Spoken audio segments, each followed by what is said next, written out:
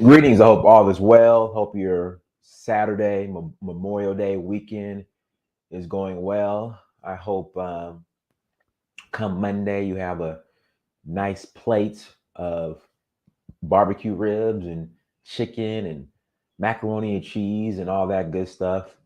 And may I say, inflated barbecue ribs, chicken, and macaroni and cheese because food prices are going up, which we'll get into another. We'll go in depth another on another day. But again, like, share, subscribe. Go to dynastamir.com. Tours, Nigeria, August 8th through the 17th. Again, Nigeria, August 8th through the 17th. Then Sierra Leone, November 23rd, no, November 20th, I'm sorry, November 20th through December 3rd. Sierra Leone, November 20th through December 3rd. Citizenship is available to those who qualify. That is for Sierra Leone. I'll do another show later on in the week. Well, next week. We're already at the weekend. So next week, probably like Wednesday, I'll do another show explaining the citizenship process for Sierra Leone, how it works, and all that good stuff. But for starters, make sure you take, in fact, for starters, please go visit Danfo, DANFO. Again, Danfo, DANFO Africa. Again, please go visit Danfo, DANFO Africa. So, guys, we'll get into the topic here shortly. I see some comments in the chat room again. I see some comments in the chat room. Look, I'm going to address them. We'll get into the topic. Again, do me a favor, hit that like button. If you are new, again, if you are new to the platform, please subscribe. Again, if you are new to the platform, please subscribe. Also, share. So again, tours, interested in joining us, go to Danfo, DANFO. Again, Danfo, DANFO Africa. And let me before we get started, let me give this disclaimer. Again, before we get started, allow me to give this disclaimer. I, by definition, I am, there we go. I am, by definition, so-called ADOS or FBA. So by definition, I am ADOS / FBA. My, I guess, slave. Shout out to Ivory Garner, fellow Christian brothers, um, um, alumni in the chat room. You know, I'm class of 2000. Um, Christian Brothers High School, Sacramento, South Side, South Sag off of MLK. You know, I am class of 2000. So once again, by definition, I am what you will call ADOS FBA, but I am Africa first. Again, I am Africa first. I realize that even though I have roots, slavery roots, here in America, here in Mississippi and Texas, that does not mean that my lineage did not begin in Mississippi and Texas, and that I have bones that are buried in Africa, along with bones that are buried here in America. Okay. Um, I do agree that there is a debt owed to ADOS or FBA by the American government. But like I said, you can cash at me my reparations while I'm in Africa or wherever I'm at in the world. Again, you can cash at me my reparations. No, by definition, I'm FBA ADOS by definition. Um, as far as when it comes to Black immigrants, I subscribe to the Booker T. Washington Tuskegee method ideology, meaning immigrants should come to America, learn the skills, then go back and develop their countries of origin. I know this sounds very controversial. I don't know why. But again, immigrants come to America, develop the skills, then go back and build their countries of origin. And again, some people get offended by that. I don't understand why. I've always thought that way. Nigeria, Ghana, Jamaica, these countries are not going to get better if they continue to experience brain drain. All right. These countries will not improve if the diaspora does not go back and help develop and change and improve these countries. But at the same time, if an immigrant comes to America and decides that, hey, I'm laying my net here in America, I'm not going to go back to my country of origin, I'm staying here in America, that immigrant has that right. They have that right. And the one thing I'm not going to do, and this is where I disagree with FBA ADOS, I'm not going to rub and throw in their faces how much, we've bled and made it possible. And if it wasn't for our struggles and this, that, and the other, and our grind and this, that, and the other, that you guys wouldn't be allowed here, or you guys wouldn't be here. That's the part that I don't agree with. And I'm not going to do the the Black Americans, our struggle and our grind, and we were slaves and we fought for you immigrants to come here. That's where I disagree, and I'm not going to do that again. I believe that immigrants should come, develop the skills, and then take those skills, go back and develop their countries or I'm sorry. Let me back up. Our countries, our continent. I think all hands, either immigrant or even if you call yourself ADOS FBA, all hands should be on deck when it comes to our homeland of Africa. So, but again, if an immigrant decides that, hey, look, I'm done. Like I have some Nigerian friends who are like, look, I completely quit on Nigeria. I'm not going back. Then hey, that's their right.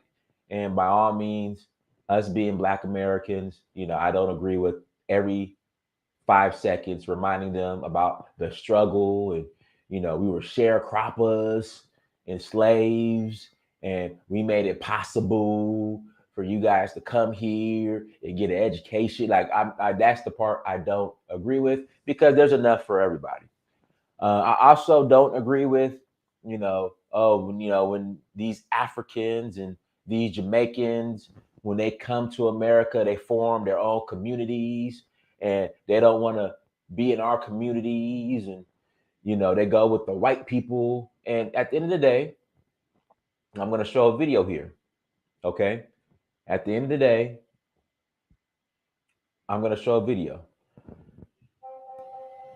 The outside of certain things like having access to equitable health care, ADOS FBA did not find value in our own communities.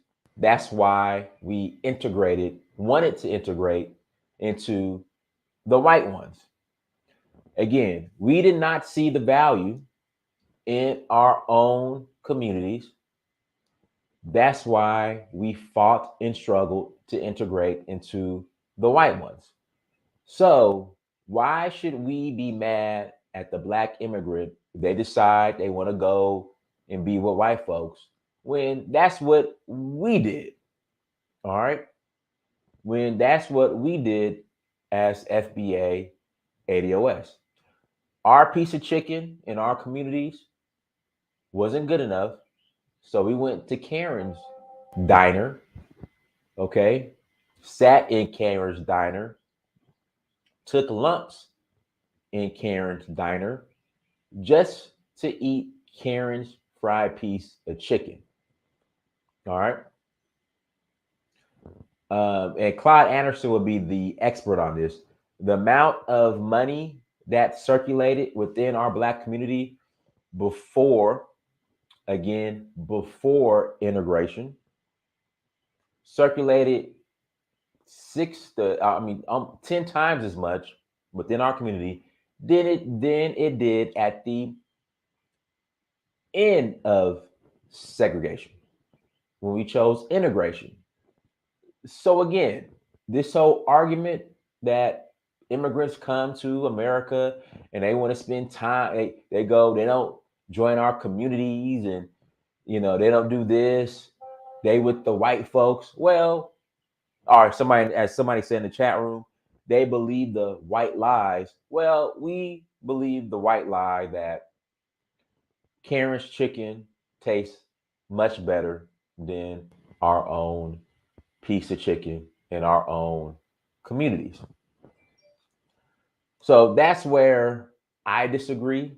Hold on, let me pull something up.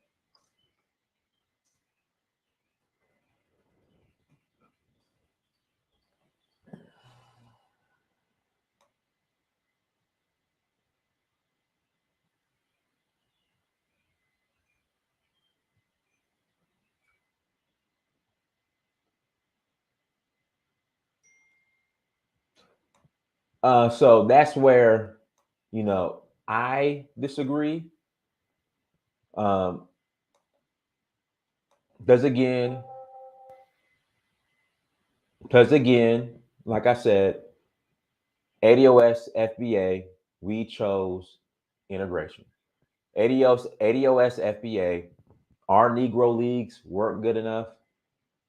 Our HBCUs weren't good enough. So we decided to completely tear all that down and integrate into the pros and whatnot. Now, I went to a predominantly white university, and to be honest, growing up, I loved Grambling. I was a big fan of Eddie Robinson, Coach Eddie Robinson. I was, hold on one second, let me share the screen. I was a huge fan of Eddie Robinson, the great football coach. I wanted to go to Grambling, but in reality, Grambling's facilities just could not compete with Nebraska, Notre Dame, Texas, University of Georgia, where I went. So therefore, I went to UGA. And so, guys, I'm just as guilty. When it comes to this, I'm just as guilty. But at the end of the day, with that being said, myself, Dynast Amir, at that time, I was Albert Horton Haas II, not finding value, in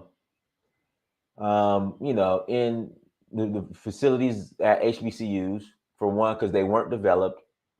I mean, even Deion Sanders said that these, for the most part, like Jackson State's, football facilities were crap before he went there. And that's for the most part. I live right by Morehouse. I mean, they just redid the field finally. It was trash. So with that being said, I'm just as guilty. So with us wanting or finding more value in white institutions, why are we upset when African immigrants come, or Black immigrants, and they go to white institutions as well? Why? Hold on, let me play this video. Hold on one second.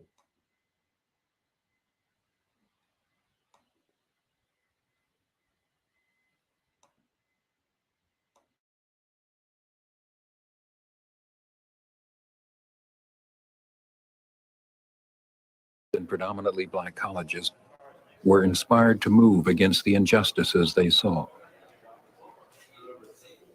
In the winter of 1960, they began a series of sit-ins at segregated lunch counters in a dozen American cities that refused to serve African Americans. Come on, get out of here. We never gone down this road before. So there was some concern about what could happen or what would happen. A manager would come out and say, "We're just not going to serve you, and you're best getting out because we're going to call the police." Oh, boy, what you doing in here? Get out of here. I mean, there was always the uncertainty of what would happen. And you just stay there and you keep your eyes on the prize.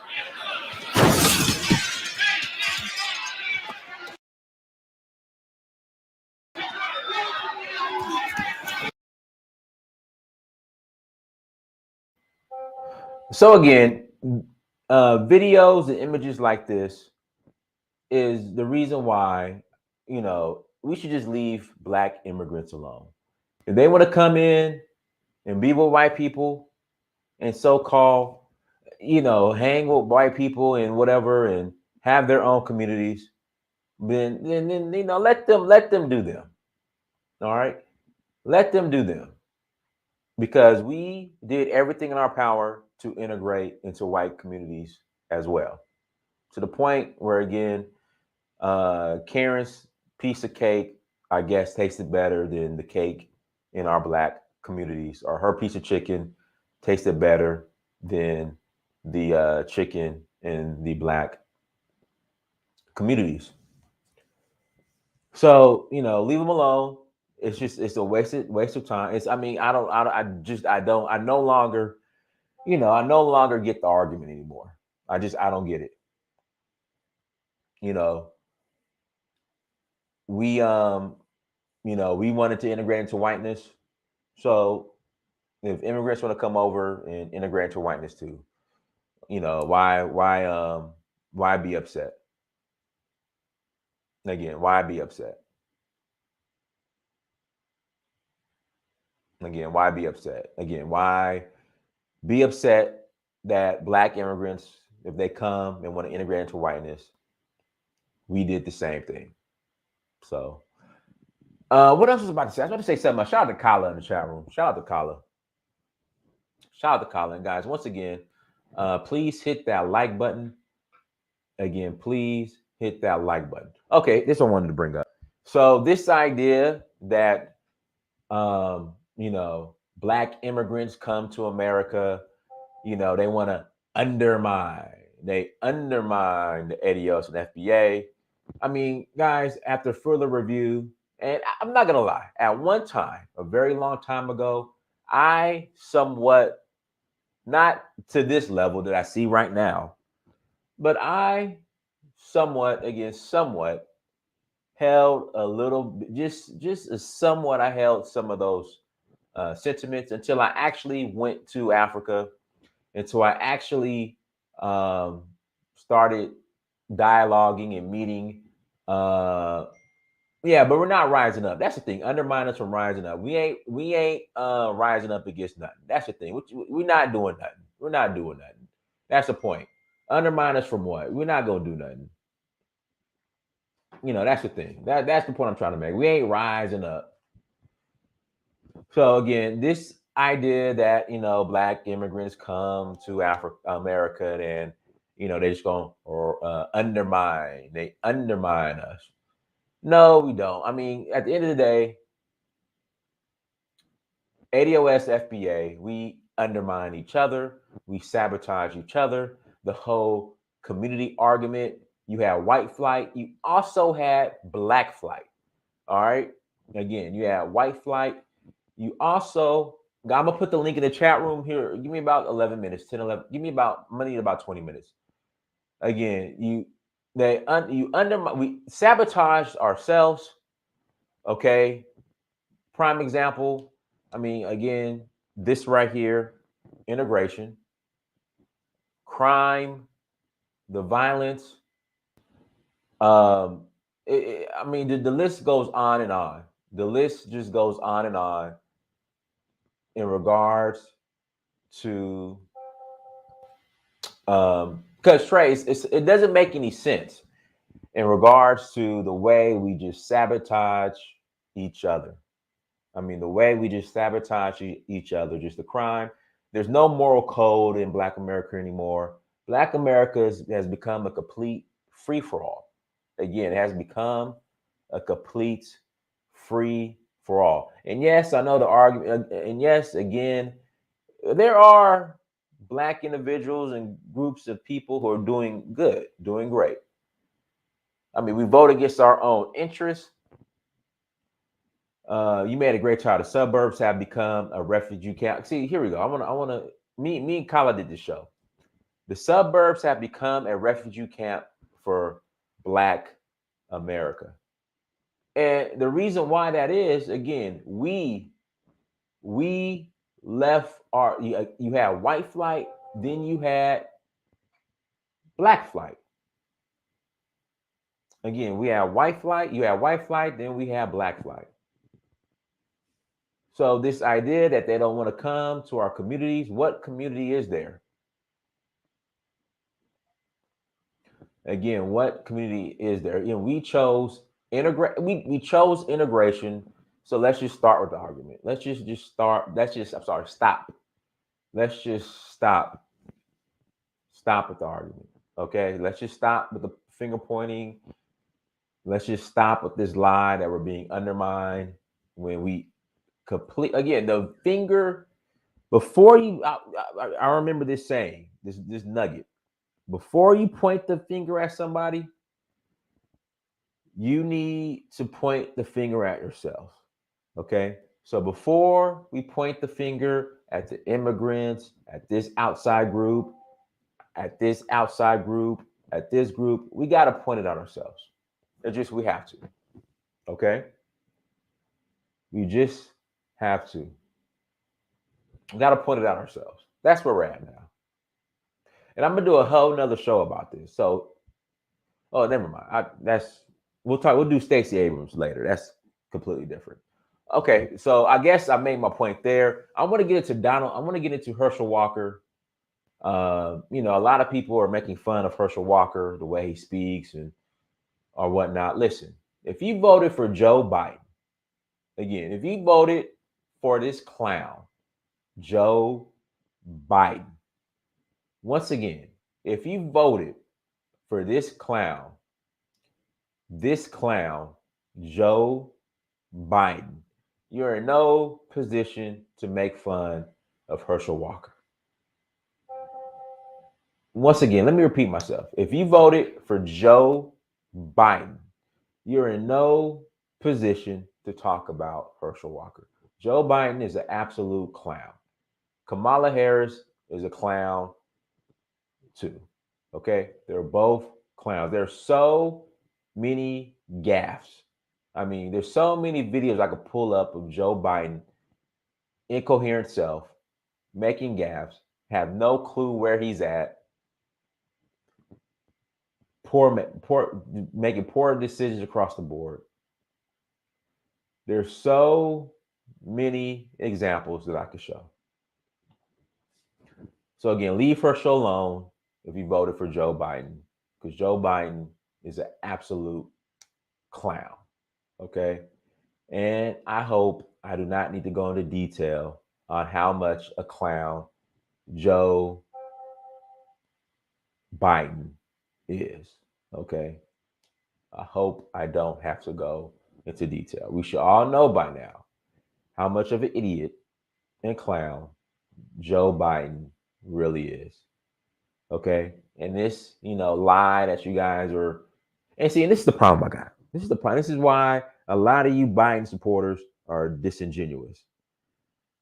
I remember when you guys are talking about how things were going to go back to normal once we got rid of the orange man. Again, you guys were talking about how things are going to go back to normal once we got rid of the orange man. Orange man is gone and things have gotten worse. And don't blame the orange man. It is Joe Biden, his poor policy, foreign policy. I mean, you guys don't understand what's about to come in a couple months because of Ukraine and Russia. I mean, that's a whole nother video. But you guys are about to feel the pain for strolling to the polls, taking your booty to, well, you already are feeling the pain, but you're really about to feel the pain for taking your booty to the polls, strolling to the polls. You know, if you ain't voting for Biden, unfriend me right now. I'm gonna block you. All this corny stuff. You're about to really feel the pain. Biden is an idiot. Okay, I'm sorry. He is. He is. But I'm about to put a link in the chat room. If you guys want to call in, you're more than welcome to call in. Guys, hit the like button. Also, too, man, hit somebody. Hold on. Stop the show.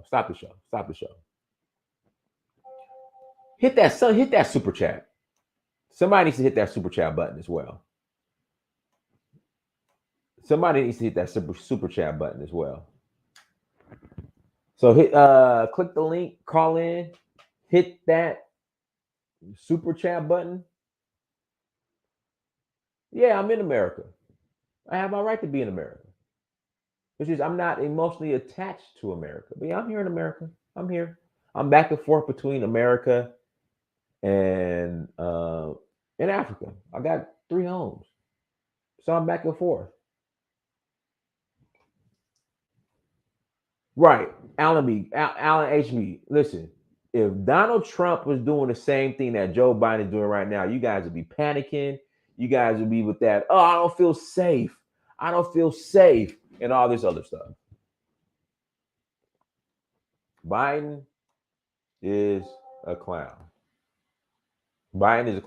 Shout out to College Genesis for the super chat. Thank you, Colin. Thank you, Colin, for the $4.99 holla. Thank you for the $4.99 holla, Colin. Go ahead, Trina.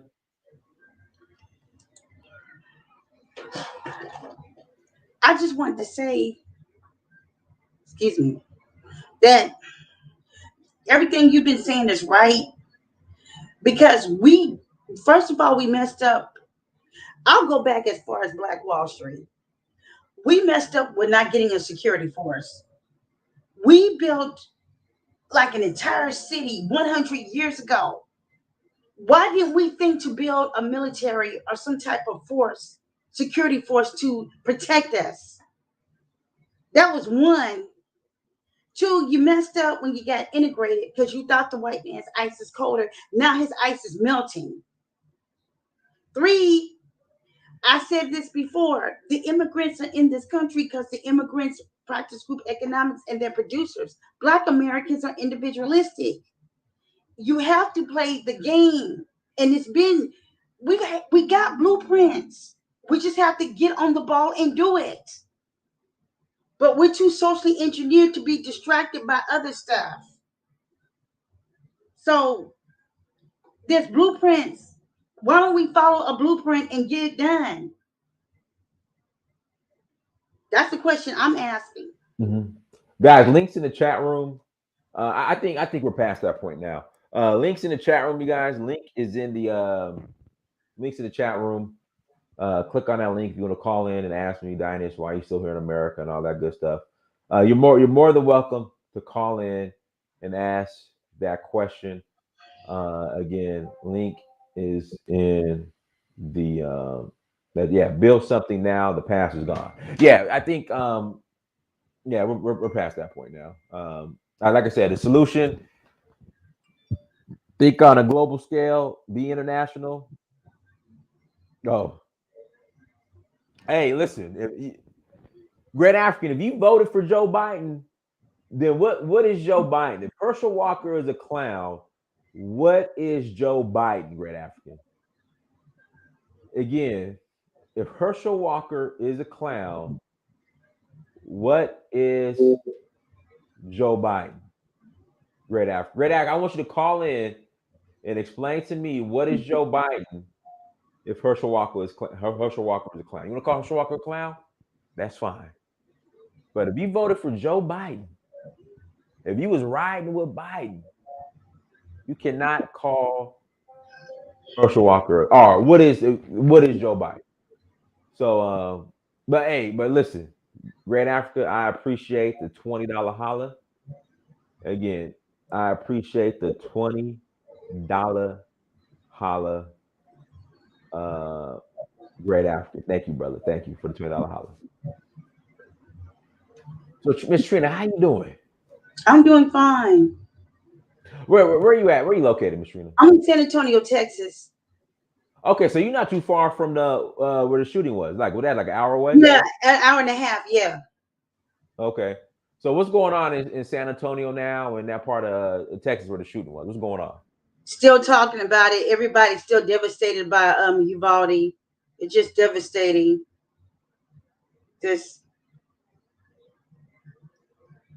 something has to be done about these mass shootings. I'm starting to get suspect about them. I know and notice that every time a local election or the national elections happen in this country, it seems like it's some type of disaster.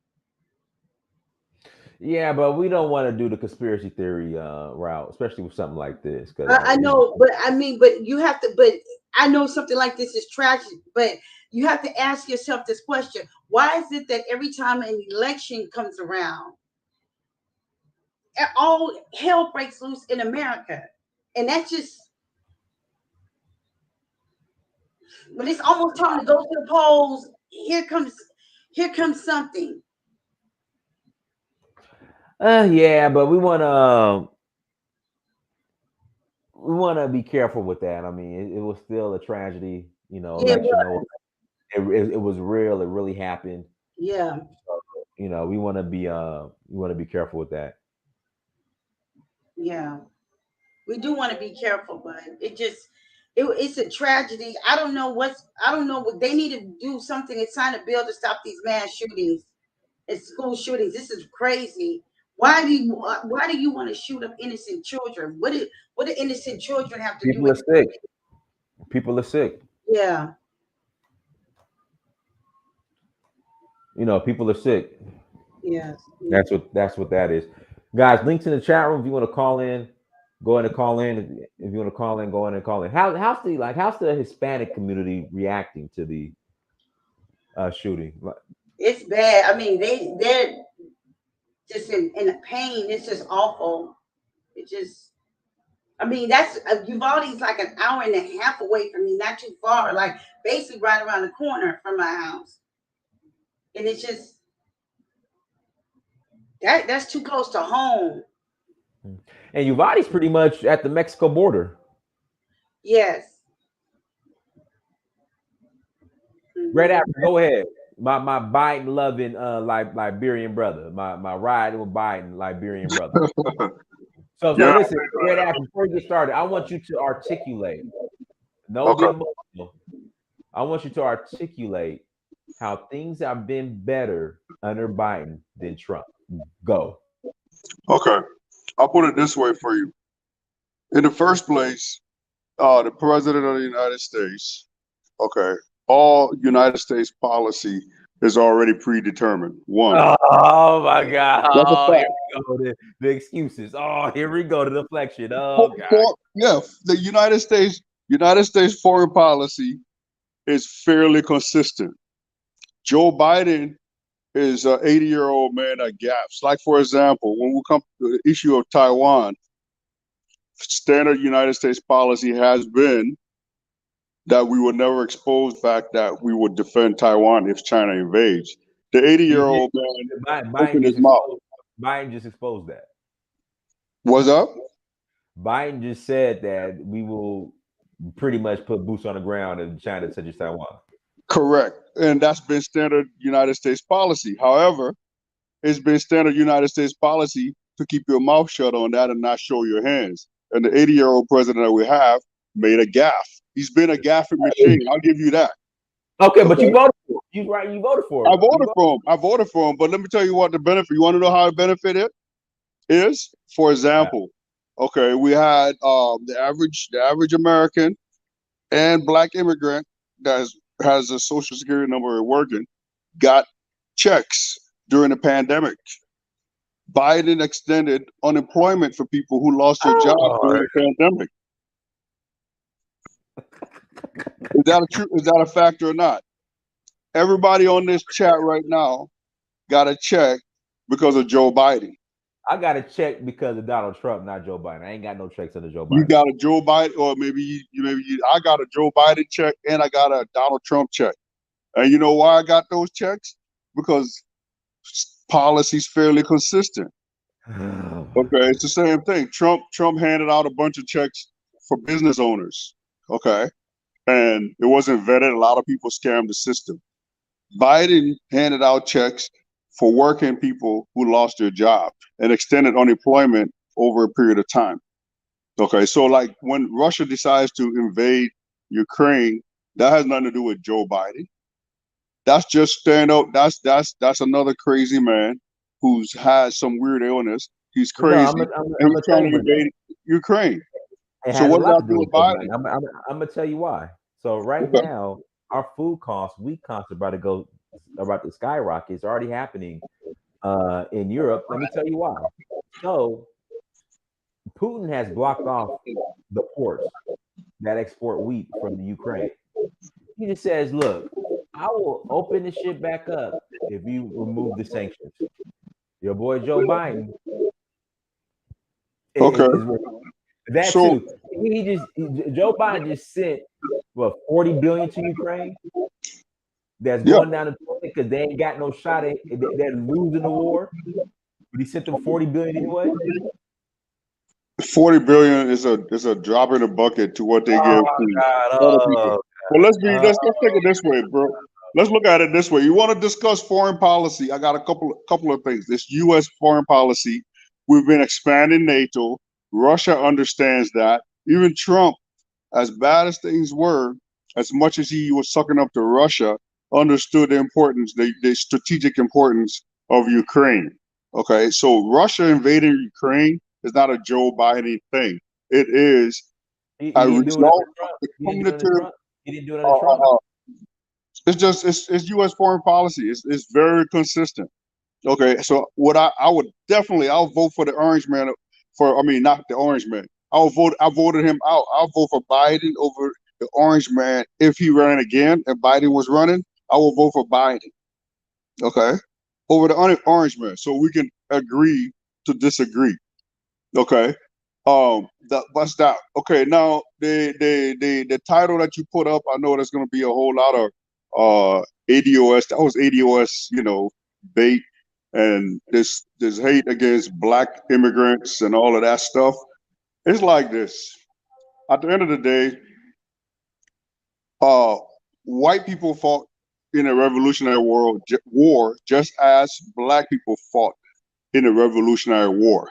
Okay, what's happening is black immigrants have never, or specifically African immigrants, are now only starting to immigrate to the United States since the 1990s. Nobody knew what a actual black immigrant was. We weren't here in numbers. When I first moved to Milwaukee, when I was 12 years old and opened my mouth, they thought I was Jamaican. They're like, "Is you Jamaican?" It's like, "No, I'm not Jamaican." Okay. So this is something where black immigrants are now entering the scene, and you're looking at a situation and saying, "Well, who are these people?" Okay, it's standard xenophobia. The Irish went through it. The Italians went through it when they were coming. The black immigrants are coming, so it's a natural thing. It's a natural reaction. But to say that, oh yeah, we fought, so therefore, you need to bow down to us. No, I don't see British or Irish or whoever was here during the Revolutionary War telling other white immigrants, "Hey, we fought to get this country free, so you need to bow down to us." So why should black immigrants come into a situation where now we're expected to bow down to our predecessors who also fought? Okay? African history is just as critical to ADOS, has just as much African a right to any African history, any African achievement as any African living on the continent. Okay, so this thing of trying to, like separate people or whatever. Everybody, this is a hustle. America is a hustle. We're all here hustling, doing what we're supposed to do. Okay, so if you have a problem with somebody who's hustling, then you are the definition of a hater. You're a hater. Simple as that. So that's what I had to say about that specific topic. And guess what? Biden over the orange man any day. Warnock over Herschel Walker. All right. All right. U.S. lawyer. Hold on. Let me get U.S. lawyer. U.S. lawyer. Go ahead, U.S. lawyer. U.S. lawyer. U.S. lawyer. All right. Going once. Going twice. Okay. Look, great Al. Trump, the orange man, had $500 billion on the table for Black America. He had the plan. I don't see no plan Biden had for us. Black America threw $500 billion down the toilet just to vote for Biden. Guys like great African. Because guys like great African. Guys like great African. Hold on, let me unmute. When the orange man said he was going to give $500 billion to Black Americans. He did. He had oh, come on. We know he said that, great African. Stop playing. He said that when? He said he was president for 4 years. Where was the check? Where was the check? He was president for 4 years, and he had Republicans in control. We did not vote for Trump. If we would have voted for Trump, we would have had $500 billion. Why didn't he do it? Why didn't he do it when he was president and have Mr. Connell and have? So listen, I'm gonna tell you why, great African. Because you had these idiots in the Congressional Black Caucus who refused to meet with him, who were throwing temper tantrums. The Black community did nothing but throw temper tantrums and refused to meet with him or talk to him. He finally started to get people from the Black community to meet with him and speak with him. He did. He had the Young Leadership Council. I remember specifically all representatives from the HBCUs went to his office. Kelly Conway was jumping around on the couch. And they got permanent funding. Okay. You're right. So it's nothing. Look, Trump didn't do anything for Black people. Okay. Trump. He wrote the plan. The plan says it in the plan. He was president. When you're a president, you got to execute. You got to execute. We told him no. So what did he do? Tell me exactly what Trump did for Black people. What did Trump do for Black people? HBCUs got permanent funding. HBCUs got permanent funding. Yeah, but you know what? HBCUs was already getting funded. But you, permanent.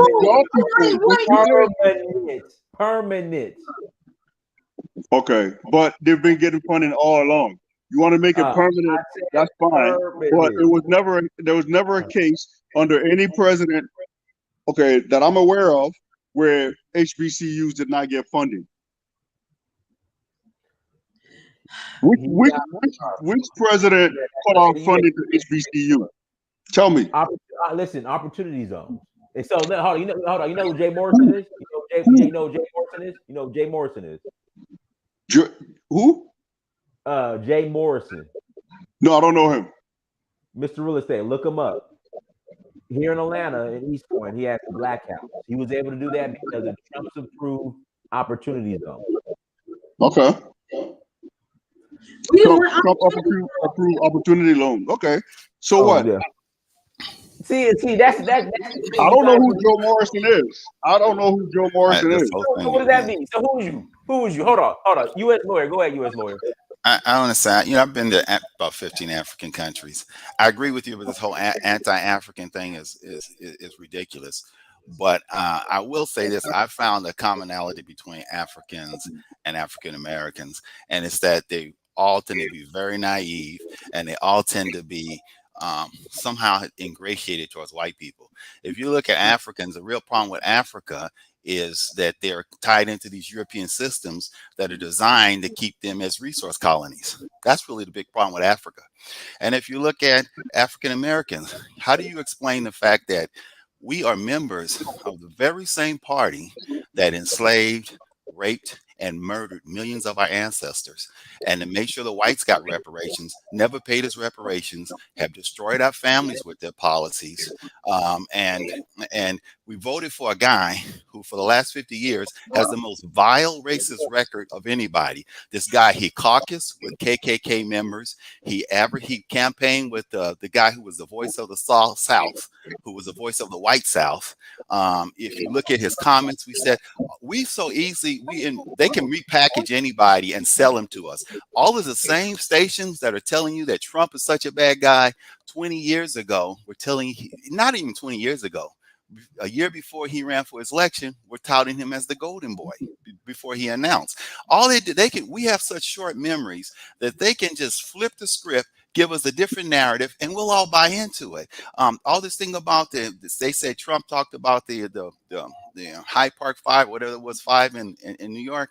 Well, at the time, white people didn't, they were not against Trump then. The problem with Trump was he wouldn't go along with some of their foreign policy, and he wasn't on board with NATO. Africans need to realize that Russia is not our enemy. And Russia and the Chinese, they were very instrumental in African liberation movements and getting the Africans free from colonialism and the other stuff. So there's something wrong with the psychology of black people that we seem to be ingratiated with the same people who have never had our interests and who will actively have systems in place to keep us as second-class citizens or to keep Africans as resource colonies. That's the problem with us. And if you look at the same black immigrant thing, if you look at Hispanics, they realize that there's strength in numbers. So Hispanics are opening the door. They don't care about legal immigration, because what they do is they work to make sure those other Hispanics that come in have access to facilities and access to other things, and they become part of their voting bloc. We should be doing the same with Africans, because this is all in numbers. They've displaced us as the #1 minority by allowing all these illegal immigrants to come in. In the meantime, we're fighting with Africans, and all this beef with Africans and this other stuff. To me, this is just an extension of this old East Coast, West Coast thing, this kind of tribalism that we have. We're tribal people, and we have not we've not overcome that. Europeans dealt with their own tribalism. If you think of World War II, it was European tribalism. That's all it was really about. What's going on now with a lot of this anti-Russian stuff? It's tribalism. They don't see that the Ukrainians they had a lot of Nazi influences in there, and they don't see Russians as pure Europeans. They're these Asiatic Europeans. The other thing they have with Russians is Russians won't go along with the Western Europeans' plunder of the rest of the planet. They didn't go along with Syria. They didn't go along with Libya, and the Westerns are really an impediment to them being able to plunder the rest of the planet. And so Africans being against Russia is been against their own self-interest. We need to have a unipolar. We can't have this unipolar world. We need to have a multipolar world where Africans also have different opportunities to do business with other people and not be locked into these systems. Because the problem you have is when you're locked into their system, they control your elections. They're doing coups all over. We've had 5 coups since Joe Biden came into office, and if you think the U.S. fingerprints on all of them, you're not paying attention. And U.S. lawyer, also when Joe Biden came into office, are you familiar with AGOA? Yeah. Mali got removed from AGOA under Biden. I think Guinea-Conakry got removed from AGOA. I think he was trying to get Ethiopia removed from AGOA under Biden. Well, and we're back. Listen. We're back Biden. We're back bombing Somalia under Biden. Great African. They're supporting the Korean War. We're supporting that under Biden. Right. Listen, Libya trying to destabilize Ethiopia. Yeah. Who was vice president when we went into Libya? Well, it was Biden, but the other thing they're not realizing is, and the other thing is got to say is this whole thing with Ukraine. This started under Obama, and who was the vice president then? Biden. Okay, so this whole thing. That matter of fact, they already knew. All of the experts, like if you look at Chomsky, if you look at Henry Kissinger, everybody always knew that Ukraine was going to be a red line for Russia. And they always said that you better be very careful about having Ukraine join NATO, because no matter who the Russian leader was, he was going to have to come in. This has been known for the last 20 years. So this has been said by every geopolitical expert for the last 20 years. So this whole thing was planned. The problem they had was Trump got in the way because he snuck in there. And when he snuck in there, Hillary was already, this stuff's already been planned out. This stuff started under Obama. It's just now coming to fertility, come to fruition, I mean, under the Biden administration. But this whole thing with this Ukrainian, I mean, you got to realize at this point in history, we're again supporting Nazis. We started out supporting the Nazis in World War II. We're supporting Nazis this time around again. So there's just something like, I say, this is the common thing I find with Africans. They make all these contracts with Europeans. Those contracts do not help Africans. If you look at like the contracts that say Ghana made, they get the free trade agreement, and what free trade ended up with Ghana lost their tomato market, and the Europeans flooded their market with European tomatoes. So what I'm saying is they make agreements, but they don't pay attention to the fine print, and these agreements screw them. Hold on, yours, Lori. Let me, Red Africa, I'm gonna mute you real quick. There's a lot of feedback coming from you. Janine Smith, go ahead, Janine. Unmute yourself, Janine. Hey, everybody. Hey, Trina. Hey, girl. So, I was just, I wanted to go back to Great African's question about what he was saying about the HBCUs. The time where we didn't have federal funding for the HBCUs is that the HBCUs had to apply for funding every year. What Trump did was come in and say they don't have to come and ask for assistance from the federal government as far as getting money towards the schools. That's what he signed into office. What happened that Black people didn't seem to comment on or notice was that when Joe Biden got into office, he did go back and repeal that executive order that Trump put into place, which made it again where HBCUs now have had to apply yearly or regularly to get funds. So that's that. So he did give, some security to HBCUs, which is something that Democrats didn't think about. So that's just one thing. Janine, so I'm unmute Great African. I want to hear Great African's excuse. Go ahead, Great. Let me hear your excuse, Great African. Go ahead. Go ahead, Great. Let me hear the excuse. Go ahead. Hey, listen, if what Janine saying is factual, that Biden reversed the fact that HBCU should not, would have to now ask for funding every year, then that's definitely something I don't agree with. Okay, so I have a son that goes to Howard University. So obviously that is something that's important to me. Right? So I'm not here to be a single fan for anybody, for Biden or anybody. I'm just calling things as I see it, and I ask questions where I don't understand, where I need to know information. Okay. Well, you know what, Great African? You know what I noticed? A lot of Black Biden supporters like yourself don't know anything. It's just the only thing they know is whatever CNN. Trump's on Twitter. CNN is not news. Trump is on Twitter. When at the end of the day, when we look at this, like what the U.S. lawyer was talking about, U.S. being in favor of Nazis at one point and then not. We're talking. When we talk about like foreign policy or anything like that, it's very consistent. So we can't take something that Biden, Obama, George Bush, all these presidents. It wasn't consistent. It wasn't consistent. Let me interject. But Great Africa, you see again, you guys, whenever we bring up Trump, you guys just get these just blinded.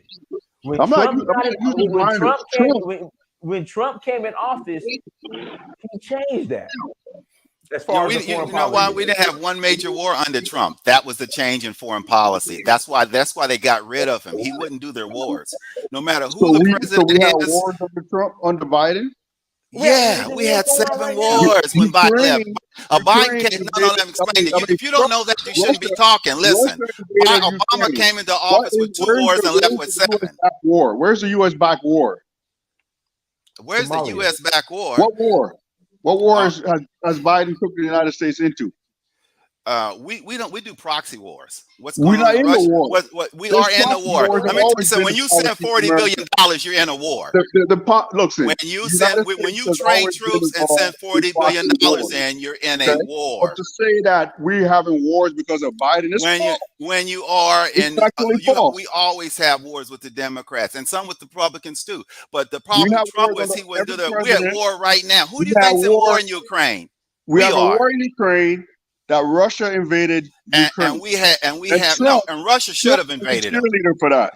And I'll tell you what the other thing, and Russia should have invaded them, and it's good for the world. That's a difference But let me tell you this. We have other wars. We have all kinds. If you want me to get you a list, we probably are involved in at least 10 proxy wars right now. This is what Democrats do. War in Ethiopia we're involved in. We have a war. No. Let me tell you about the war. You asked me which war. We have a war in Somalia going on right now. We're involved in a war in Ukraine right now. We're involved in the war in Syria right now. You have some points, but I just gave you 5 wars. I gave you 5 wars right now. Let's talk about proxy wars. The United States government, as a policy during the Cold War, post-Cold War, has always and will always have proxy wars, whether it's for political reasons, whether it's for resources. That's what the United States government does. And it doesn't matter who the president is.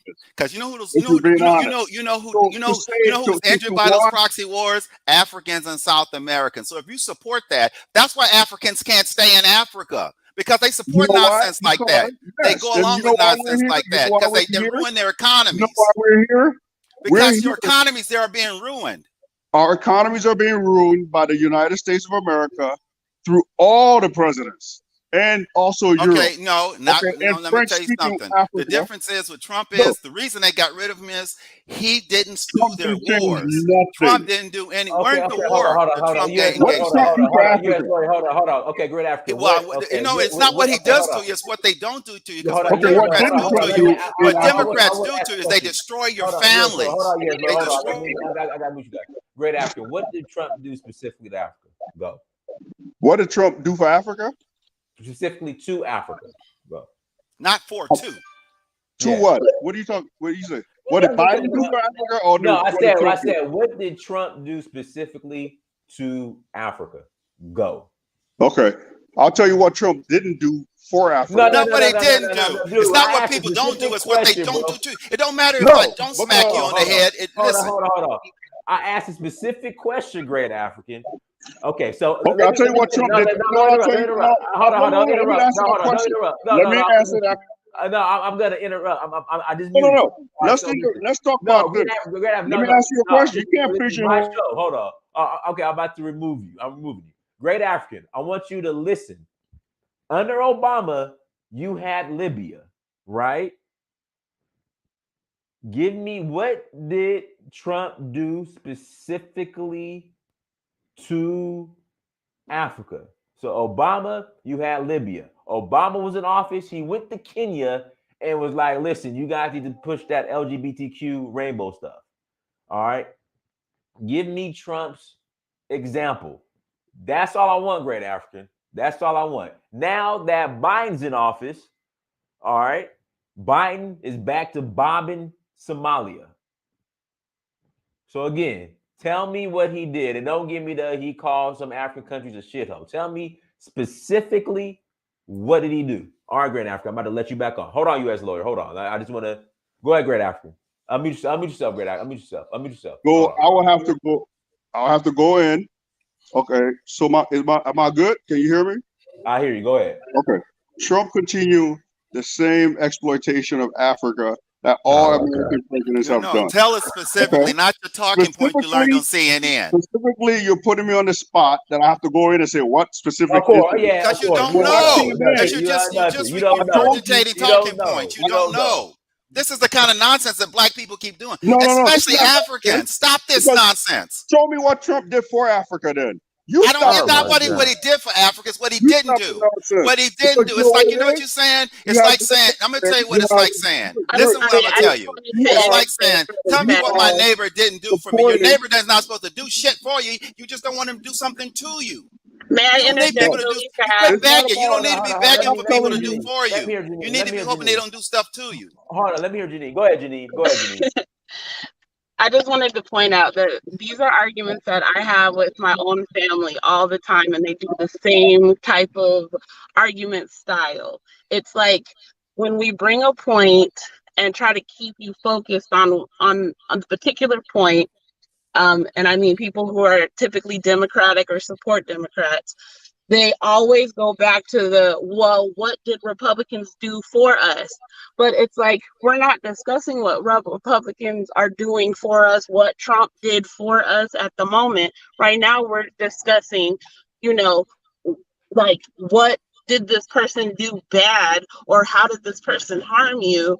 And you guys never give any facts to explain what the person, to answer the actual point or topic that we're speaking on. You've been, because you don't have one, now you want to jump to the next thing. That's why there's never any understanding on why Black Americans can't get out of this Democratic Party support.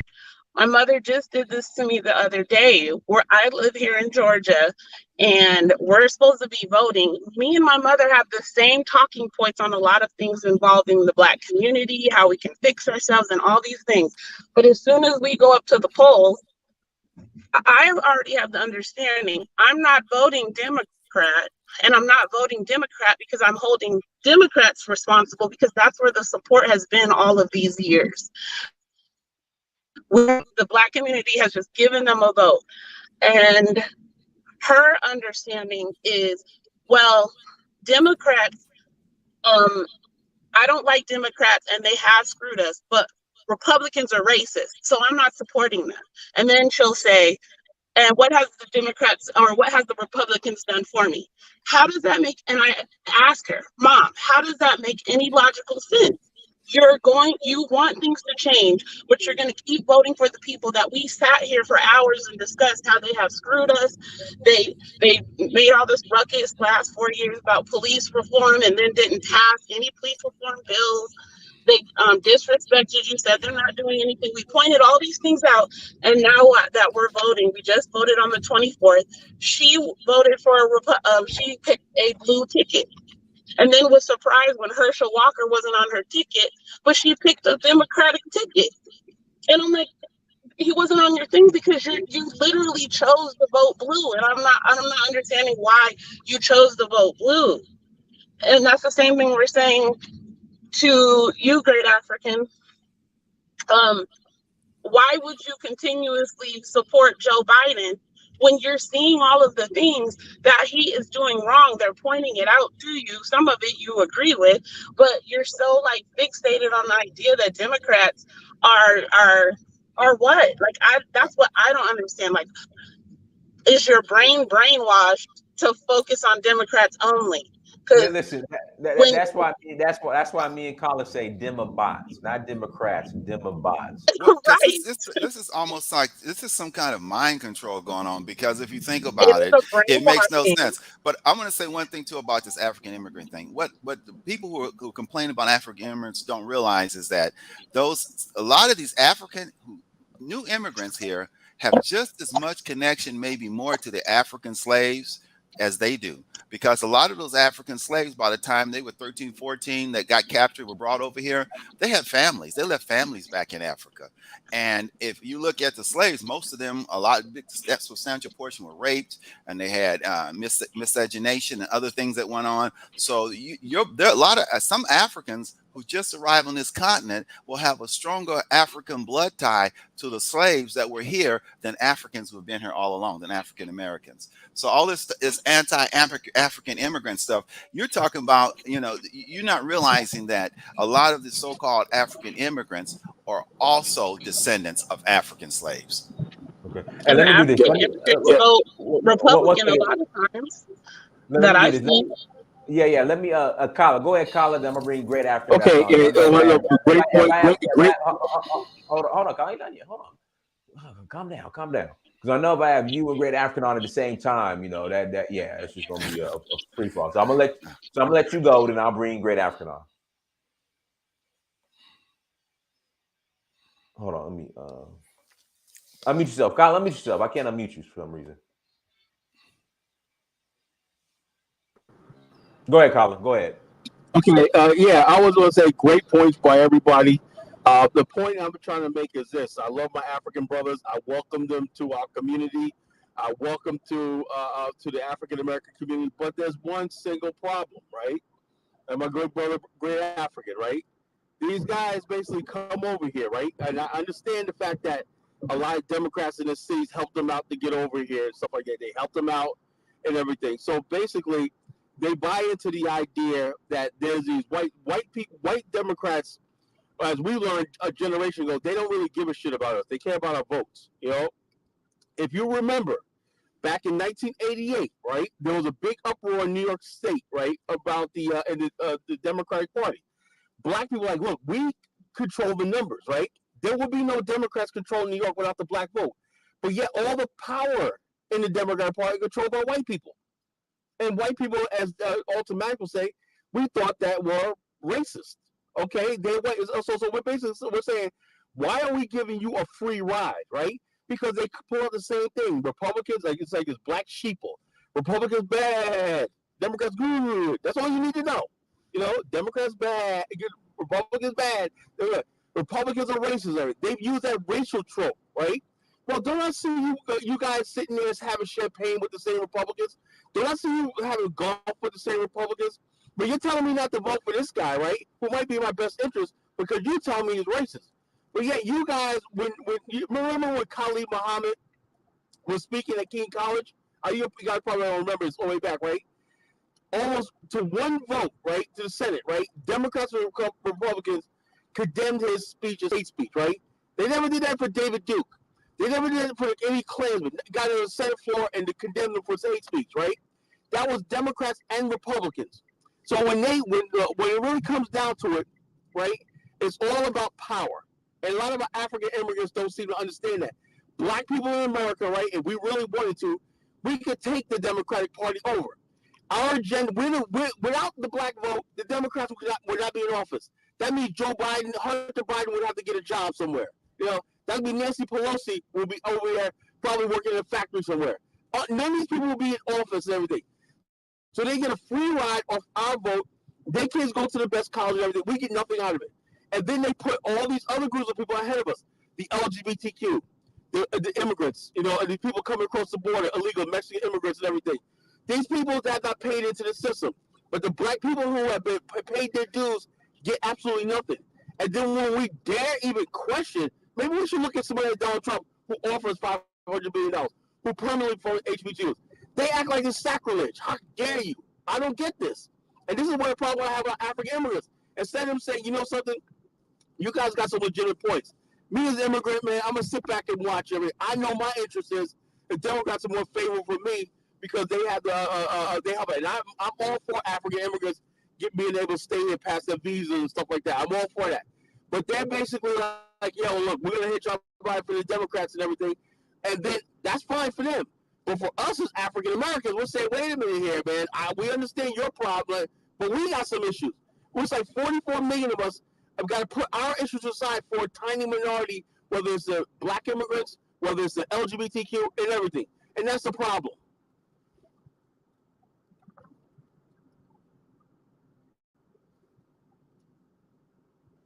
All right, let me bring Great African on. Great African. Let me bring Great African on. Kyle, try not to interrupt Great African, okay? Let him talk. All right? I'm not.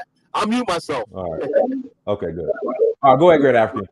Hey, Carla. Hey, much love to you.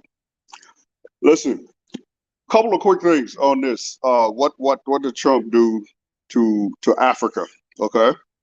Are you all aware of the Africa Growth and Opportunity Act? Yes. So it started under Bill Clinton, which means that, for example, if I grow specialty rice in Liberia on my farm, I'm able to import it to the United States. Like, for example, the Liberian red rice, which will be exported to the United States and will be in stores from my farm. I'm able to do that duty free. That's something that Trump put in place. Okay. And under Trump, before Trump, we had about $100 billion worth of exports to the United States. During Trump's administration, it dropped down to $42 million. Rwanda, which is an emerging country that's doing a lot of great things on the African continent, okay, they were excluded from the Africa Trade and Opportunity Act during the Trump administration. That's just a couple of things. Besides the fact that it is U.S. policy of benign neglect to Africa. when, for example, if we go back to the independence movements in Africa, when we had the so-called Monrovia group versus the Casablanca group, the United States government, along with European allies, of course, undermined Kwame Nkrumah, the murder Patrice Lumumba. So these are all consistent policies. The Republic of Liberia, when President Tolbert stood up at the United Nations and said that the Palestinian people have a right to self-determination, again, consistent U.S. policy, they had him overthrown. Navy SEALs raided the executive mansion and killed him, and then put some idiots in charge. So this has been consistent U.S. policy. Nothing has changed, okay? As an African, I recognize this, and so I have to look at it and say, you know what, I can be here and say and do nothing, or I can vote one way or the other. For me, Trump was disrespectful, okay? And he said some things as far as racism goes that I just can't stomach, okay? When these rednecks went and drove over people that were protesting, he said that, you know what, there were good people on both sides. A president of the United States, regardless of who you are, you cannot say those type of things. So great African. When BLM was burning down our communities, and Joe Biden and Kamala Harris were encouraging that, were you not offended? That was, okay, Black Lives Matter, whatever that was, okay, Joe Biden did not stand up and say, yeah, go ahead and burn down a community. Trump said straight yes, up, they did. Yes, they did. As a black person, listen, you brought me back on, let me finish. As a black person, I can't stomach the fact that a president of the United States would say that a white supremacist group, okay, is okay, and that they you know, that there were good people on both sides.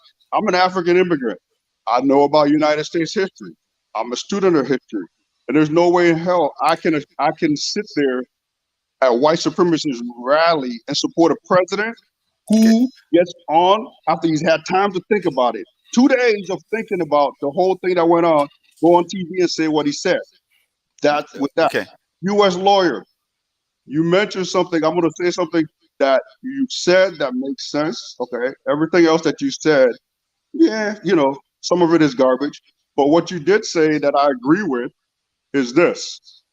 You mentioned that there are African immigrants who are more related to Black Americans than they are related to other people on the continent. I'm a walking example of that statement. I did my 23andMe. I have more than 900 DNA relatives in the United States, okay? These are African Americans. There are not a lot of Africans that are on 23andMe, but I have more African Americans. I got more than 900 DNA relatives. Part of the reason is because our people were enslaved to grow rice in the Carolinas. Okay, so those are all facts. So for people to get up and say, "Oh yeah, you know, the Africans sold us," so you want to tell me that my great grandmother was happy to sell her own child into slavery, and she didn't shed a tear when people in her family, I got people on both sides of my family, my father's side and my mother's side, that have representation here in the United States. So I agree with you on that part. The part about Trump, I absolutely disagree. I would because you're programmed. No. You're programmed. You're programmed. Let me explain something. You are programmed. Let me explain something about this. Let me explain something. No, I actually do some thinking, and actually, let me tell you about the so-called thing Trump. There were good people on both sides. There were not all white supremacists. That was rhetoric. That was to get you triggered because you claim you know about the history. Why would he trigger me? Why would you agree? You got triggered. You got triggered. In the United States, that a president. He should have said that. That was the truth. Why would a president of the United States stand up the truth at a time when white supremacists It's the truth. Hold on. Not everybody there was white supremacists. But let me say one thing to him about this. Why are you supporting? Hold on one second. Okay, great African. You had two sides. Okay, are you for sure 115% that on both sides is nothing but 100% both sides was all white supremacy? I would agree with you. I am okay on the issue of Biden versus Trump. Don't confuse that with my political ideology. Okay, I'm a political agnostic. I don't believe in either party. The Democrats, yes, they were the party that enslaved Africans. Yes, they were in support of it. Okay, but something flipped called the Southern Strategy, where all the Republicans switched over and became Republicans, and That's the Democrats. rhetoric. It's not true. That's not. It's fact. It's Read not up on true. I've read up on it. It's bro, not true. It's bro, not true. Let me tell you something. Let me tell you something. Joe Biden, if that's true, I'm explaining. Hillary Clinton was a Goldwater girl. She was for segregation. Joe Biden was a segregationist. He caucused, and he admits it. He caucused with the Klans people. So where was the switch at? The switch happened during. No, the I just said Joe strategy. Biden caucused with Klans people. He Okay. campaigned with them. He was against segregation. Hillary Clinton was against segregation. Where is the switch? That's some rhetoric somebody's taught you. It's not a fact. Yeah. Let's look at the policy. The only switch is you voted for a segregationist. Okay, That's hold what on, it is. let me- It hold on, switched hold on, in your hold on, mind. hold They on, hold tricked on, you hold into on. voting for segregationists, and you didn't figure it. You Hold voted on, hold on. You Hold on. voting for Okay, straight up no racist. great African. Hold on, I'm gonna ask you a question. Can we agree that both Hillary Clinton and Joe Biden, because the facts are there, were both running the streets with known white supremacists and Klan members? I would agree with you. There was a guy named Thurm Thomas, okay, a known white supremacist from Mississippi or something Storm, or whatever the South hell's name. Carolina. South Carolina. But what state was he from? South He was Carolina. a straight up segregationist. Okay, he lived until he was 100 years old. He had a black child. He had a black child too. You know that. Hey, Correct. Colin, your Correct. connection, your That was sound, all your connection violent, kind of messed up, Colin. Correct. So don't get me wrong. Don't get me wrong, guys. This is like I'm not a Democrat like that. Okay. I was somebody who voted for Bush over what's the other guy's name? Over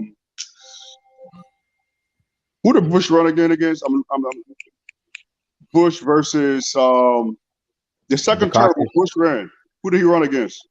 Al Gore. Not Al Gore, but the other guy. Dukakis. No, that's the first Bush. That's Daddy Bush. I'm talking about current Bush. I voted Republican once, and it's because of and I don't even remember his name. He was a Democrat. He picked who was it? Somebody tell me who that was that Bush Al ran Gore. against. Al Gore was the first Bush. No, Was Al the Gore first was the time. second Bush. Al Gore was the second Bush. Kerry, That's John the one. Kerry. That was John in Kerry. 2000. John Kerry. Oh, yeah, okay. I voted. Yeah. Okay, I voted for George Bush over John Kerry. Okay, because at the time I felt like John Kerry was kind of shady, and then Bush, I didn't necessarily agree with his policy, but those were the choices that I had. I picked one. Okay, so I'm not locked in Democrat. Okay, but what I would never vote for is somebody that gets on TV and says the stuff that Trump is was completely irresponsible, and he was a disaster. There's no way you can dress that up. That's the list they're gonna pick. Okay. That is, that's form over substance. That's voting for form over substance. Yeah, let me tell you what substance of Joe Biden is. Man has a 50-year record. Okay, he voted for all his crime bills. He proudly. Let me finish what I'm saying. I didn't say nothing. Let me finish what I'm. No, let me finish what I'm saying. No, let me finish. The guy has a 50-year solid record of injuring black people. He has a 50-year record of. He's responsible for the deaths of millions of black people. That's Biden, not Trump. He voted for all these crime bills that and he's proud of, that he knew was going to penalize and harm black communities. He also, all of this feminist stuff that's killing, and this LGBT stuff that's killing the soul of black families. That's who Biden is for. So the bottom line, and he also was for segregation. He was with the segregationists. He campaigned with I think it was Eastland, the voice of the South. He proudly says he caucused with the segregationists. Trump doesn't have any kind of history like that. And I'm gonna tell you the other thing is, if you look back, before Trump ran for office, Trump was the most recited. You just getting caught on words. Trump, you're not substance. Is that true? That's what got you. He was the what? Trump did what? Is that true? We did what? Trump properties discriminated against black people. They wouldn't rent to black people. His father's property did, but you know what? But let me tell you what. So they say his father's property did in a lawsuit, but I don't care about that. You know why? You know why? Because Joe Biden, I'm gonna tell you why I don't care about that. Because Joe Biden put in policy. Joe Biden was for the whole government discriminate against black people. Do you understand that? Joe Biden was a segregationist. He's for everybody. And it's still going. Listen, you're talking about one property of his property. You're talking about one property that his father held. The reality is, Joe. No. Listen, what I'm gonna tell you. But Joe Biden wanted every single black person to be discriminated against by the government. That's called segregation. Joe Biden wanted every single black person to be discriminated against. That's called segregation. Find me an 80-year-old worried about one property that doesn't have a history of racism. See, this deflection. This is all deflection. This deflection. You voted for the most vile racist. You voted for the most vile racist in the last 50 years. He's the most vile, prolific racist in 50 years, and that's the man you voted for. How did that happen? You know what? You voted for a racist person. They're all racist. But at least this racist is not killing black people. At least this racist is not responsible for the deaths of black people. No, he's not. Tell me how. You can't tell me that. I can never tell me how. Convince me that Trump. No. Because you know why you said you just answered your own question. Because you said you never convinced me. You know why? Because you're brainwashed. Your mind is closed. You don't care what facts you get. No matter what facts I give you, you won't say it because you've been brainwashed. You understand? I'll give you facts. You can't give me no facts. You can't. Hold on. Righteous father. Go ahead, righteous father. I want to hear you talk. Go ahead, righteous father. Okay, how are everybody doing? We good. Go ahead. Okay. Basically, we arguing over which white man is better. They both bad. Whether they liberal or conservative, they both harmful to our community. Jesse Jackson, even though he don't follow this rule, he said it. Black people have no permanent friends, no permanent enemies, we don't have permanent interests.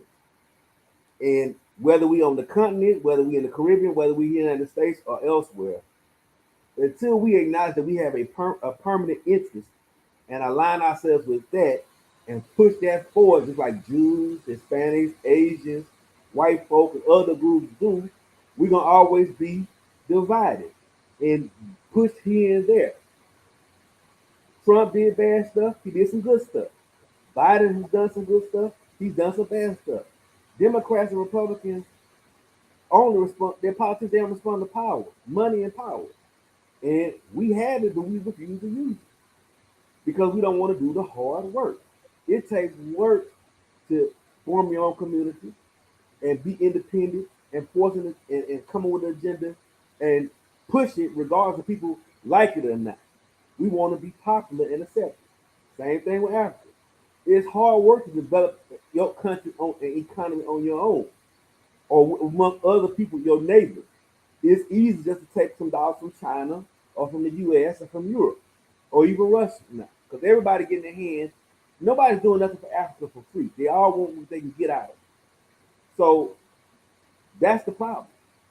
And as far as the question, the title, Black Immigrants Want the Same Thing as ADOS. I mean, yeah, everybody want to have a good life, etc. And the truth of the matter is, there's been Negro mess and division on both sides. African Americans have been antagonists towards Black immigrants. Black immigrants, whether they from Africa, have been antagonistic and have gone along white supremacy here. So it goes both ways. I mean, we ain't been no more cooning on one side than the other. So I think we need to stop that and just focus on a black agenda if you're going to be here in the United States.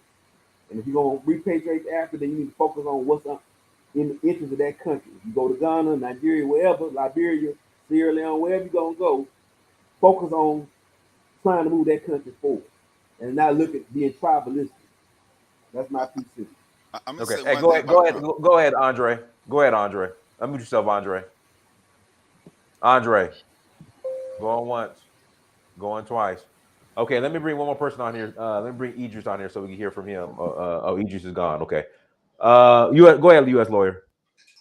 I kind of lost my train of thought. I was moving to something else, but go ahead, next person. Let me regroup. Janine, I want to hear from Janine. Janine, you got anything else you want to say, Janine?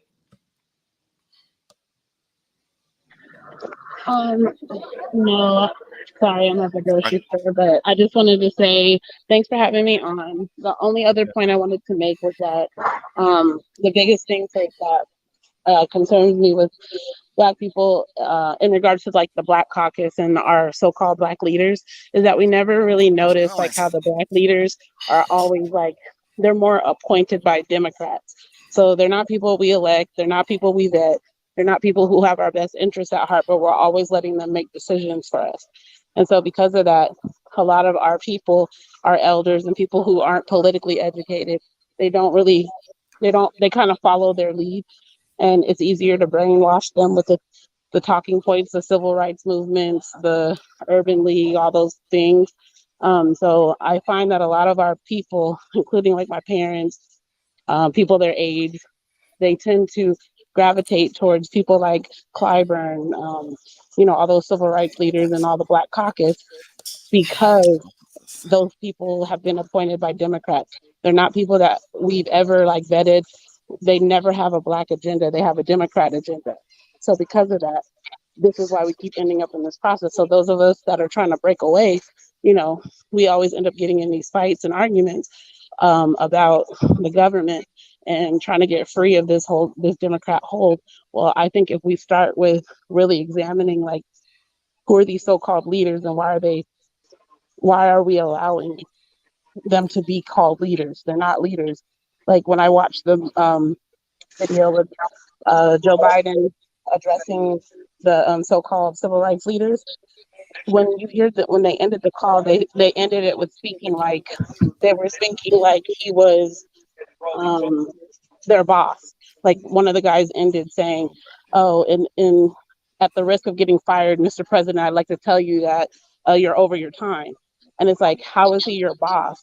Like he's not your boss. Like you're supposed to be, political representatives of the Black people and telling a Black agenda. But everything that you talked about in that meeting with Joe Biden was a Democrat agenda. You were talking about voter rights. You're talking about transportation to schools. Those aren't things that we talk about. Can So I add something real quick? I'm going to say people are easily programmed, and Black people are more susceptible to program than anybody else. Africans and Black people. And I'll tell you why. If you look at all of the people now who are telling you that Trump is so bad, if you just go back and look at them 15 years ago, 10 years ago, they were all singing the praises of Trump. He was the golden boy. And matter of fact, if you look at Trump, 20 years in the 80s and 90s, he was the most rapped about and most popular person. And by rap, the same rap musicians like Snoop Dogg that was coming out against him, they were citing him in their rap lyrics as some great, I want to be like Trump and as some great guy. So what it tells you is that when it's convenient, the powers that be are able to reprogram people to think the exact opposite of what they said a few years back. And the last point I'm going to make about this, if you look at Ukraine, if you look at all the news articles about Ukraine 5 months ago, it was being told that it was the most corrupt. They did documentaries. It was most corrupt in the poorest European country, and it was loaded with Nazis. The same thing that they're now telling you about Ukraine. Now they flipped the script, and all of a sudden now you got Zelensky. He's Churchillian, and they're telling you all this other stuff. It just shows you that the human beings are so easily programmed, and they can change the programming on a flip. This is why you can have a Joe Biden who is the most venerable segregationist, the most prolific segregationist in the last 50 years, who's done more harm to Black people than any other, not any other, but I don't know if true other people that you can say he supported segregation for everybody, not just for one hotel. This guy has harmed and killed and destroyed thousands of Black men and Black families by his policies with his crime bill and all of the other stuff that went on.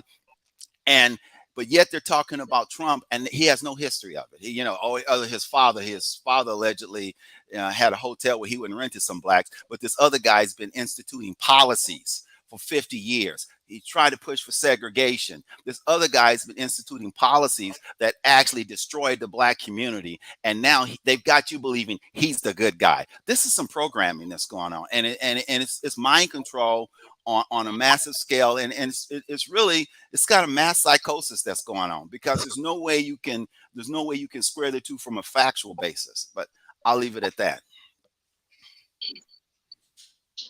Exactly, and that's my whole point. Like, I feel like the brainwashing is easy to do because they have established all of these, like, because we've been voting Democrat for so many years, they've established all of this, order with using the civil rights movement, the Urban League, the NAACP, these old school organizations that we no longer even use, but the Democrats have been able to, lobby, pay them like they're employees, and then they go out and do the work of the Democrats. They're not doing the work of But Black Denise, people, and that's the point that we should be paying attention to. They're not working on our behalf; they're working on the Democrats' behalf.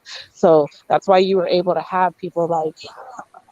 Mhm. That's why you're able to have people like the Al Sharptons and Roland Martin going out here doing all that he can do to make sure that Black voters go to the polls. For Democrats, they're employees. They're not, representatives of us. And that's something that we have to change if we want to be able to stop getting screwed over in politics. Like, we should have actual Black representatives. All the other, like, we're mad at Black immigrants for being here and doing what they do, but they actually put people up there that represent them. The Hispanics do it, the Asians do it. That anti-Asian bill, another Asian person made that bill.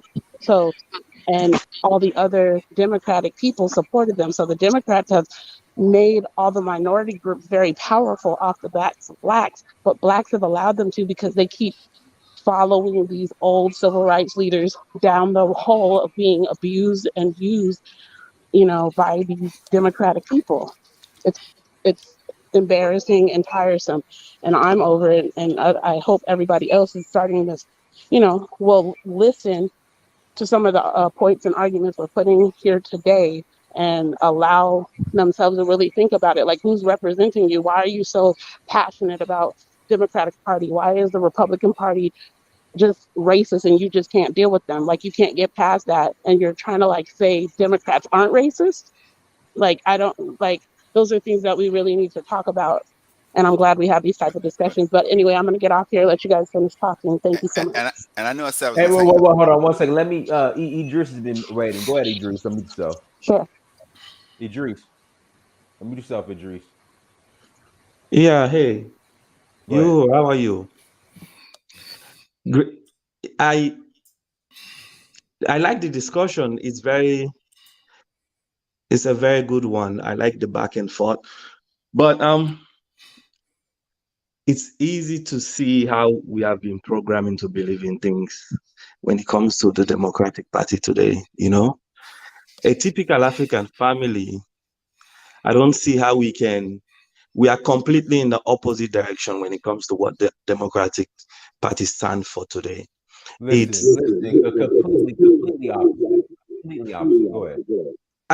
I wonder how, as an African, we can just accept everything they stand for, and we don't see how that's impacting the Black community when it comes to family. And for an African person, family should be the foundation of everything we do.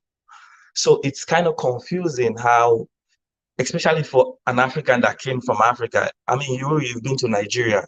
One of the major reasons they are so successful whenever they go out is because of the concept of family.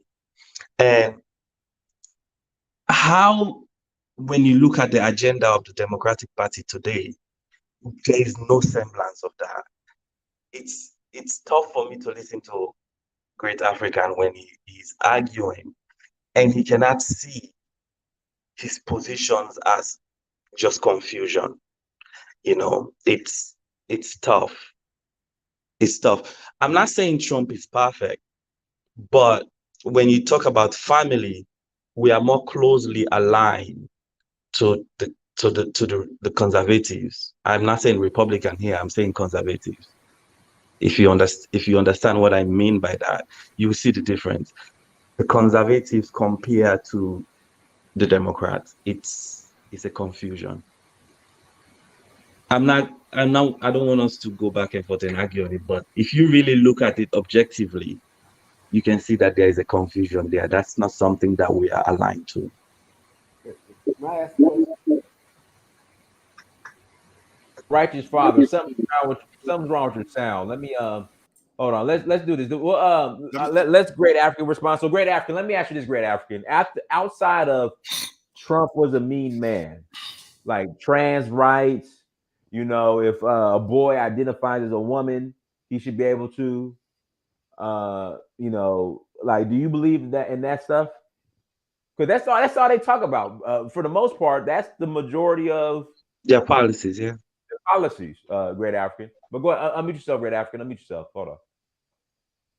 I'm an African. What I do, you know, as far as my personal belief, okay, I don't believe that my personal belief should be imposed on other people. I don't think the government should be in the business of legislating what's right and what's wrong. I believe that if there's a crime, it should be prosecuted. Okay, but with all these other things, that's not something that I'm getting into to say that, oh yeah, I'm fighting for this, I'm fighting for this. I fight for human rights, period. So government shouldn't tell me how I should raise my children. They are. That's what Democrats are pushing for. They're pushing to tell you how. They're pushing that they need to decide what for your own children. This wasn't a question to you, okay? Because you talk about the so-called crime bill, and you put it all on Biden, when the fact of the matter is only 4 senators didn't vote for the crime bill. All Republicans. Here comes the deflect. Biden was the author. He was an author of it. Oh God, man! Here goes the deflect. Biden was the author. He authored it. He authored it. Yeah, but all your Republicans voted for it. But the bottom line is, I don't vote for all these Republicans, and I don't think all these Republicans are great. Exactly. Okay, I don't think all the Democrats are great, and I don't vote for all great the Africans. Well, I don't, and my reason for voting for Trump has nothing to do about him being a good guy. It has to do with him being in my best interest. He does the least harm to me. Hey, I'm a businessman. These people want to teach your sons. They want to have people come in there at kindergarten and teach your sons all kinds of crazy stuff. They want your sons. They're passing bills. They're trying to pass bills to have your sons be able to get gender changes and gender medication without you knowing it. These people are harming you. I'm not in favor. Listen, my children go to Catholic schools because I have certain beliefs. And I want them to pushing that into the Catholic schools too. They're making sure Catholic schools don't have a right to reject it. Whatever that is, that particular agenda, that's not what I'm here to talk about. Okay. Well, I know you want to avoid it because you want to avoid it. Yeah, I'm not here to talk. I'm not a Democrat. That's what people like. They do. They avoid subjects. The bottom is, you're talking about people who are harming your own children, and you don't want to talk about people who are harming your own children. What kind of a father does that make you? Dude, you're an idiot. What kind of a father are you if you don't want to address that people are trying to harm your own children? You're an idiot if you let people harm your own children. You let people harm your own children? You let people harm your own children. Huh? I'm raising my own children. No, you got your children in their schools, and they're controlling your schools. Hold on, U.S. lawyer. Great African, you do understand that they're trying to pass legislation that if your son identifies as a woman and decides he wants to take the hormones and all that, he can do it without your permission. You do understand that, right? Okay, and I would vote against that. You can't. You're not going to have a vote. You already voted for it, Great African. No, you already voted for it. But listen. It's not. You have a very myopic view of reality. You only see what's in front of you. You don't see the big picture. That's the problem with black people in general.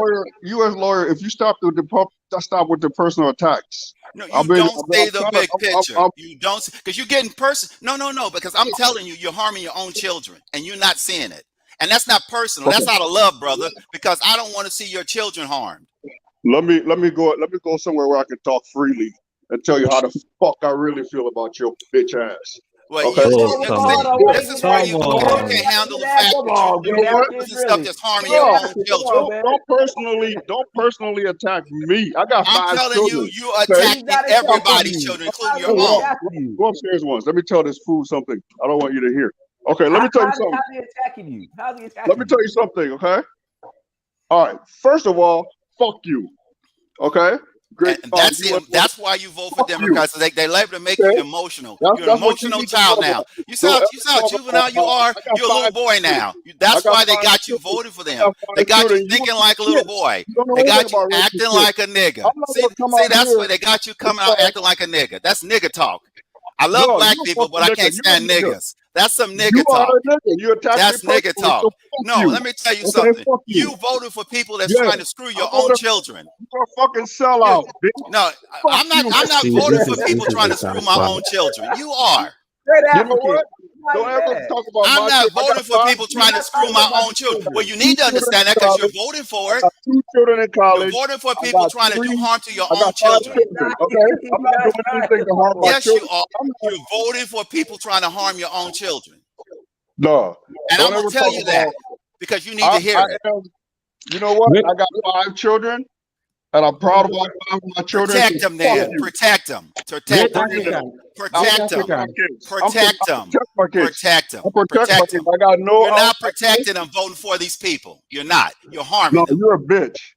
No, Fuck you. Why you that's mad? all you have to Why say. You're you just a mad? Oh juvenile. yeah, You listen. you Don't bring you're my just kids a into this juvenile. shit. You have a juvenile, a very primitive juvenile Fuck mind. you. You're not gonna be God able to damn, fuck me. man. That's what they want to Oh do to man. your own children. I mean, but see, but U.S. lawyer, this is the thing. A great African, that's my brother. But I don't, especially with black people in general who vote for the Democratic Party. It's like when you bring up stuff like, listen, that boy who identifies with a girl, if he want to go swimming with your daughter on the same sports team or play on the softball team because he identifies as a girl, it's like it just He goes can be over in the their locker head. with your kids. He can And go in be the in a bathroom locker with with your your kids, kids. go in the bathroom. But it's just that's what confuses me. Is like, listen, this boy who identifies as a woman, can share the same locker room with your daughter. Right. That's what they're Well, and pushing. worse than that, they're No, no, no, coming no. in. They're coming. They're Hold coming on, and hold teaching. on. No. It's Trump's a racist. He's a racist. But that's how they make arguments, though. They never stand on a point. Like they get very emotional and they don't have substance when they make these arguments. Like they just throw out words. Oh, Trump is a racist. And then you don't have nothing to come back with because it's easier to call people names and then it just drives you. Because But that's this, how they always do, though. Even when you watch TV, every little thing they have to drive it to race because it gins up the black community to vote. but That's the best thing in the pocket. Here's the problem. They get very triggered when you bring home the reality of what their decisions are going to mean for them personally. They're disconnected from the reality. These people you're voting for are doing this to your own children. They're trying to teach it to your own children. So you may, and you talking about I got them in Catholic schools. They're trying to make laws now that you can't teach it. They have to have a Catholic school curriculum that has to comply with this broader curriculum. Yes, that's true. So I mean, but last point I'm gonna make is Africans also need to look at this new bill they just passed. Oh, listen, I call it the African US intimidation lawyer, bill. I got to interject, U.S. lawyer. The Russia bill, right? Like with the Russians. Right. That's what you're talking about. Right. And listen, it was a black man who passed that, a black Democrat. So I mean, let me tell you how deep this is gonna go. If you and they mentioned diaspora, like they're trying to do to black people the diaspora and black people in Africa the same thing they were trying to play with Martin Luther King. Oh, he's a communist. Let's get him. It's a new COINTEL bill, is what it is. It's a new and they've included COINTEL. all of Africa now. But they voted for it. I mean, and every time I bring up, listen, this is what the Democrats do to Africa. The only response is, well, Trump called, said it was a shithole country. I'm like, dude, you got, man, it's frustrating. But you know what? I'm gonna tell you something. My best friend since I was from grade school, he recently he had the same arguments great African had for a while, and recently he's opened his eyes, you know what I mean? And he's starting to realize, because this is some programming that's coming on. It's some mass programming, and you got black people who don't want to look at the reality of what is happening. They're on. They get on these talking points and what they heard on CNN. He's orange man. He's a racist. People, I finally got my friend to understand. I don't love Trump. I just look at the fact that this guy I see as someone who's going to do less harm to me. Okay, his policies are less harm to me because these folks over here have policies that are going to actively harm me. It's like that bill that's going to actively harm Africans. All of this transgender stuff that's going to actively harm you. That's going to destroy your families. So it's not that I love Trump. It's that, you know, I don't care. I see him as someone who is less harmful. These other people are they're malign, they're malicious. That bill is really a COINTEL bill, and what it's going to allow them to do is punish Africans and destroy African economies and kill African leaders which they already do anyways, who don't go along with their program. That's what it's and they've included us in it now. Diaspora, we're included in that. People are not seeing something that's happening though. Like down the road, the more you empower this group of people, they're gonna be able to say, well, we're not giving no help to this country if you don't conform to what we want you to conform to. Those things are gonna come. They are gonna come.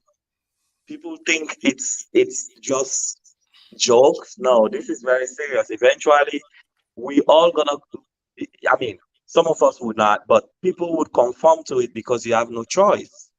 That's what it's gonna be down the road. People will conform to these ideologies because you are left with nothing else but to accept it. It's tough. They're forcing it down your throat, and they're penalizing you if you don't go along with it. And Bill May has said it, I think about a few days ago, that if you look at conservative states in the country and you look at liberal states in the country, why do we have this large increment of people that identify with these genders, with these different genders? It's so high because they have been encouraged to. Even Bill Maynard could say that on HBO. That was shocking for some liberals, for them to hear that, you know.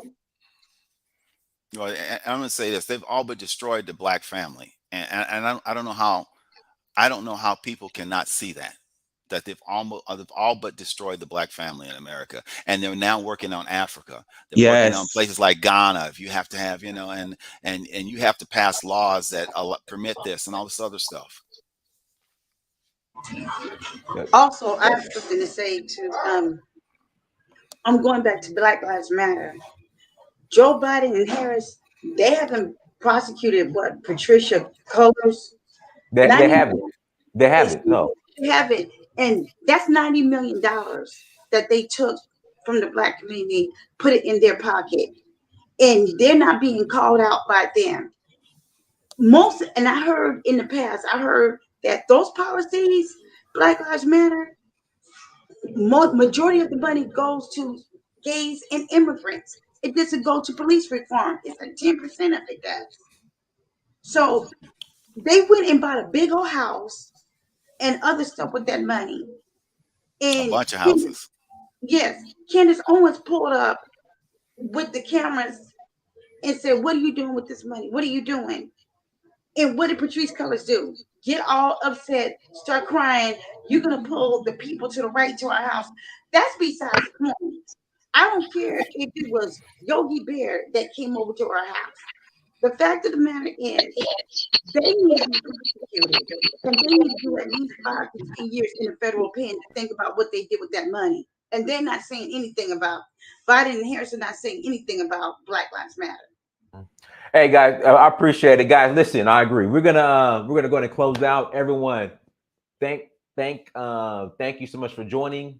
Like, share, and subscribe. Until next time, family. Dynasty Search for Huru. Peace.